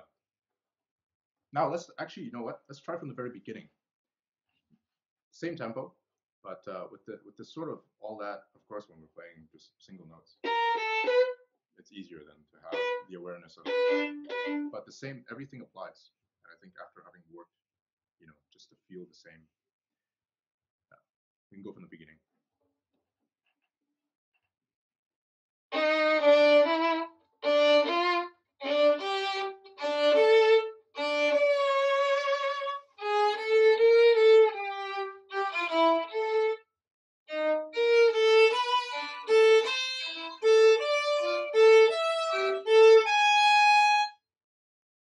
Yeah. How does that feel now? I mean, in the context of everything, like when you arrive at that point, playing from the beginning, how does it feel to now do those sort of string crossings? Oh man, that gives it more focus. Like before, I feel like may have been more wild. But now yeah, but in a sense, exactly. It's just energy. It's basically like now it's like working in a constrained way, in a slightly more, and that gives us the awareness of what actually happens and what actually could happen, and how it physically feels, And so then we actually have the option to go back to a slightly more, a wilder thing. But it's like with this now, we develop the physical awareness of how it actually feels, if we want to go wilder.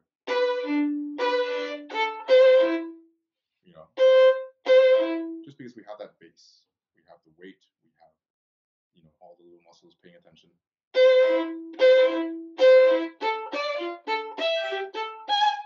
But then we can actually go wilder if we want, actually. Why don't we try from the very, let's try from the very beginning again. And with, let's see, what was the first note again? I think it was, this, right here. Sorry, my bad.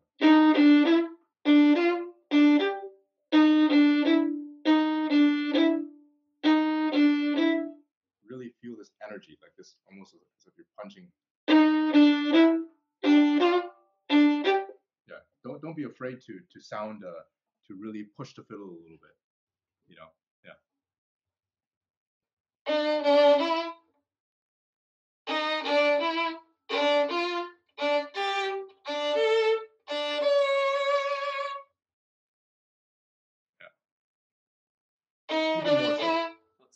even more so. Just like punch, punch, punch. Yeah.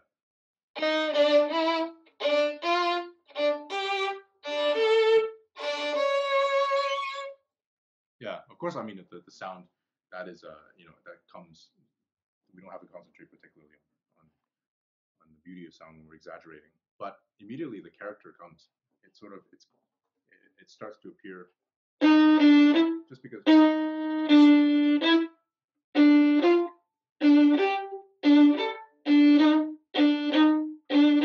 have this energy at the very beginning of each bow stroke.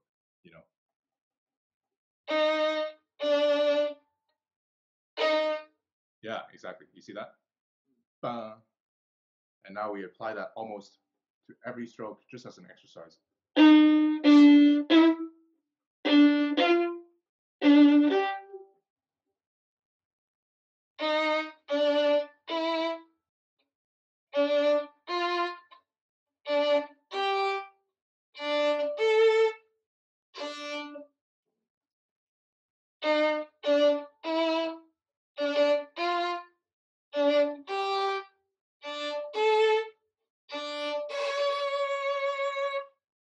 Yeah. No, it's getting there. It's just basically the very beginning. Yeah.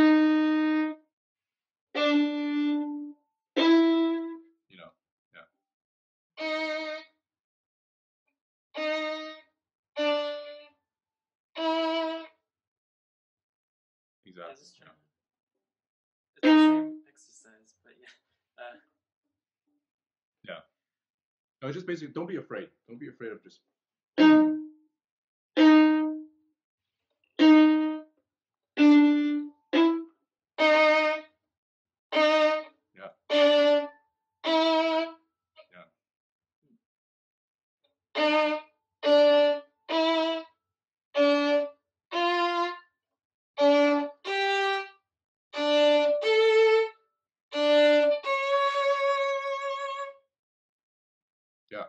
Now the sound is sort of, it has this focus to it now. It's almost as if we know the intention of what you're trying to go for in the sound right from the very first moment.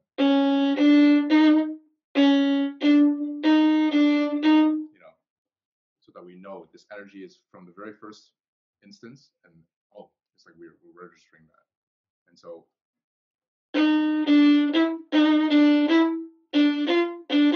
we can try that. Just try that once more, and then we can go for the chords a little bit.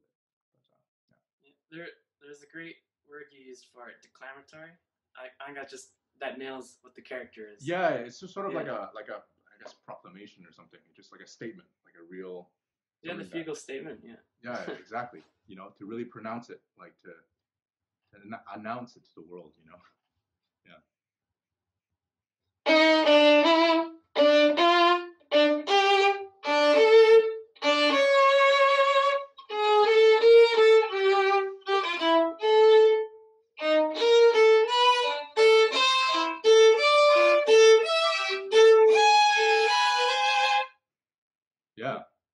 Yeah. Immediately, that's.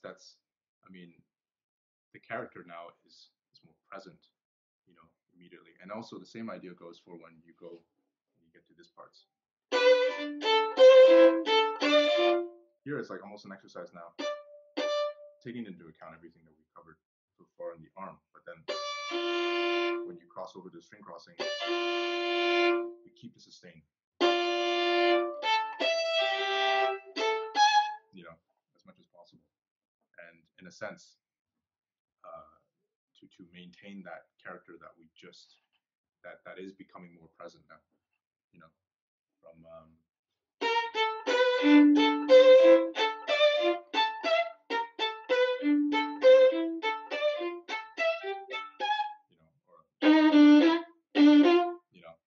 something like that. It's just so that we're allowed to register that announcement. So we can try it once more from the beginning and go into that section.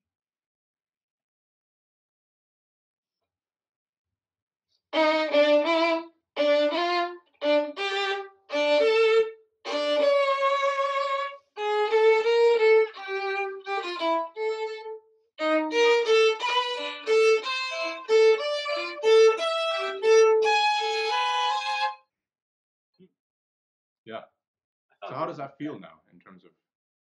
Yeah, it's just the character. Yeah, that really brings out the character, like just like we're talking about here. Yeah.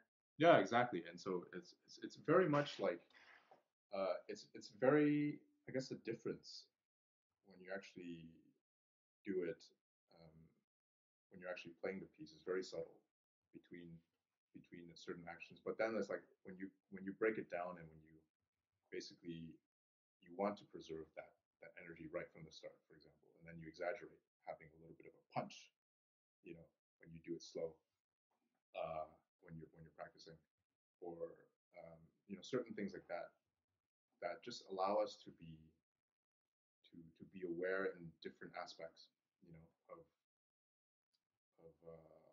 guess, of the building blocks underneath. And then when we actually get back to, let's say, now, okay, I have this character in mind. Okay, so I know how to exaggerate that, and so that's basically, I think, the key, and it's very that is actually nice, really coming along the string crossing motion. Yeah, that time in particular, I felt the weight. I was really working with the weight instead of against the weight. Yeah. Just with the arm. Thank you. Yeah, no. Oh, that's it's a lot of these I guess concepts that simplify the way of seeing it. That even if we're going up, like the weight is always an option. It's always I guess an anchor for us. Just to keep that natural weight. So it's very important. But yeah, no. But thanks for letting me discover this piece, actually, because it's fascinating. I was actually never aware of it before. Nick is very interesting. He is indeed. I should take the time to get more and more into his stuff, because I know. I mean, his first concerto grosso, that's the best. It's the best. Absolutely. Yeah. I'll check. I mean, I'll definitely check Shinnick out, because he seems like such a fascinating. That's the stuff that really interests me in a sense. But even this, I mean, this fugue doesn't seem to. It's quite. I guess it would be quite an earlier work, I would say, isn't it? Yeah, I think before he left, I think was he in Russia? I think he was in Russia at the time. I see. Yeah. The Soviet Union, somewhere in there. Read something about it. But it's really cool, actually, and it's nice and short too, which is it's cool. But great. No, it's really great working with you. You sound great. And, thank you. Yeah, awesome. This has been really wonderful, actually. Well, it's nice to meet you. It's nice to meet you as well. Great. Yeah. How are we doing on time? Yes, 12:10. We've come, unfortunately, we've come to the end of our time, Kerson. It's been really, really wonderful. Thank you so much. Thank you on behalf of Jean-Philippe Tremblay, and thank you on behalf of everybody at Orchestre La Francophonie. Thank you for sharing your time with us, and thank you for sharing your expertise with our participants. Louis Noël in France, Mathieu Deveau in Montreal, James Watson, James in Kamloops, BC. Again, thank you, Kerson, and I hope very much that you may be able to join us in person in Montreal in July 2021. It would be really great to have you. Oh, thank you so much again for this. This was actually, really enriching, I guess, for me. Just to hear these three violinists, and it's always wonderful to have these exchanges, and and I very much look forward to joining you guys in person, hopefully soon. And thank you so much again. Thank you, Kerson, et à bientôt then. À bientôt, bien sûr. Okay, bye-bye. Bye-bye.